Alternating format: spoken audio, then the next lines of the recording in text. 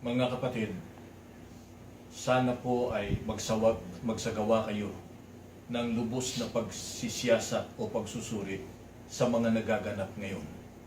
Hindi po totoo na ang idinimanda ko ay ang kapatid na Eduardo Manalo. Hindi rin po totoo na ako ay laban sa iglesia at ang iglesia ang aking kinakalaban. Ang totoo, mahal ko po ang iglesia, mahal ko ang kapatid na Eduardo Manalo, kaya nga ako ngayon ay lumalaban sa katiwalian na nakikita kong ginagawa ng ilang mga ministro sa loob ng Iglesia ni Cristo. Hindi sila ang nagpoprotekta sa namamahala, pagkapatuloy sila sa paggawa ng kasamaan. Kaya sana po ay ito'y maunawaan ninyo. Total naman, marami sa inyo ang nakasaksi kung anong mga nangyayari sa iglesia. Alam ko po na ginagalang natin ang pamamahala, ginagalang natin ang mga ministro, at sinusunod natin sila.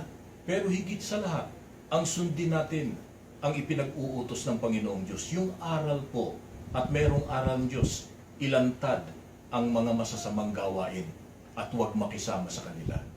Mahal na Pangulong Aquino at kagalang-galang na Secretary ng Department of Justice, Laila de Lima, nagpapasalamat po kami sa inyo dahil sa hindi ninyo pinagbigyan ayon sa balita ang kahilingan at hinihingi ng sanggunian ng Iglesia ni Cristo. Umaasa po kami na kayo ay patuloy na tutulong sa katulad naming naaapi.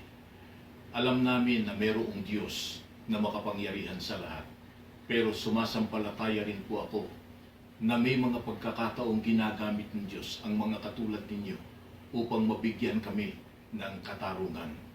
Dahil kung hindi ninyo itataguyod ang mga hinihingi namin na katarungan, ano na po ang mangyayari sa amin? Ano na rin ang mangyayari sa ating bansa?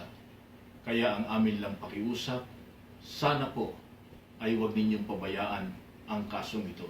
Napapanahon na marahil na makita ng mga tao, ng mga kaanib sa Iglesia ni Cristo na mayroong mga katiwalian na nangyayari at mayroong dapat na mangyari doon sa gumagawa ng mga katiwalian.